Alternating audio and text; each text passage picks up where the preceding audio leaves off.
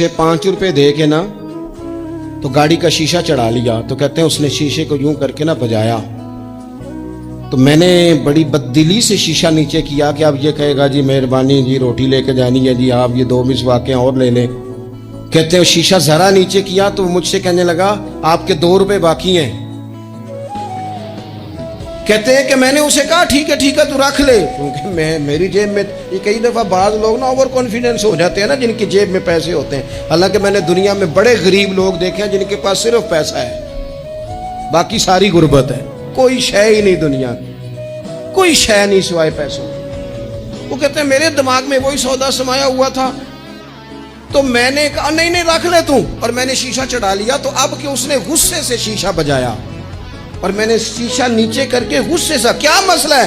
कहते हैं 2 रुपए मेरी गोद में फेंक के कहने लगा मेरी उम्र 52 साल हो गई है, मुझे अपने बाजू की ताकत पर भरोसा है, मैं जब तक तंदुरुस्त था तो मुशक्कत करके खाता था, अब तबीयत में तकलीफ है तो मिसवाकें बेच के खाता हूं, मैं दुनिया के 2 रुपए ले लूं ना मांग के तो मुझे रोटी खाने का मजा नहीं आता, मैं जब भी मांगता हूं रब रसूल से ही मांगता हूं।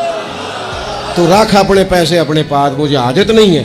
ये खुददारी, ये इज्जत नफ्स, ये वकार, ये ताकत, आप खुद एतमाद बने, आप अपने अचार पर मुतमईन रहना सीखें, आप अपनी तबीयत के मुताबिक जो अल्लाह ने आपको नवाजे आप उस पर कायम रहना सीखें। और उससे अगली बात यह है कि जिंदगी में मायूस कभी भी ना हो।